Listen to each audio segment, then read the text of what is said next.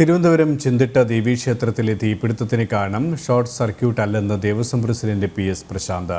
ഫയർഫോഴ്സിന്റെ electric വിഭാഗത്തിന്റെ പരിശോധനയിലാണ് കണ്ടെത്തൽ. സംഭവത്തിൽ സമഗ്രമായ അന്വേഷണം നടത്തും.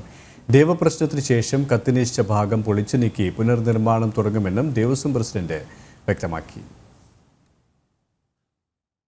തിരുവനന്തപുരം ചെന്തിട്ട ദേവീക്ഷേത്രത്തിൽ കഴിഞ്ഞ ദിവസമുണ്ടായ തീപിടുത്തം ഷോർട്ട് സർക്യൂട്ട് കാരണമല്ലെന്നാണ് ദേവസ്വം പ്രസിഡന്റ് PS പ്രശാന്ത് വ്യക്തമാക്കുന്നത്. ഫയർഫോഴ്സിൽ ഇലക്ട്രിക് വിഭാഗം നടത്തിയ വിദഗ്ധ പരിശോധനയിലാണ് കണ്ടെത്തൽ. ക്ഷേത്രത്തിന്റെ ഉൾഭാഗത്തുണ്ടായിരുന്ന നെയ്ൽവിളക്ക് നിന്നുമാണോ തീ പടർന്നതെന്ന് സംശയമുണ്ട്.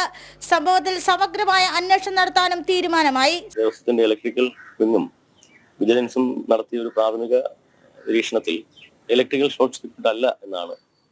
ഇവിടുത്തെ ഇലക്ട്രിക്കൽ ഡിവൈസുകളെല്ലാം ആ സമയത്ത് ഓഫായിരുന്നു. ഒരു ബൾബ് അതിനകത്തുണ്ടായിരുന്ന ബൾബ് പോലും സ്വിച്ച് ഓഫ് ആയിരുന്നു.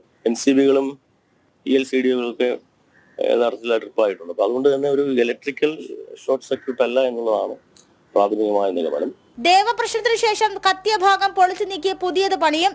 ക്ഷേത്രത്തിലെ കളമെഴുത്ത് നടത്തുന്ന ഭാഗത്താണ് തീപിടുത്തമുണ്ടായത്.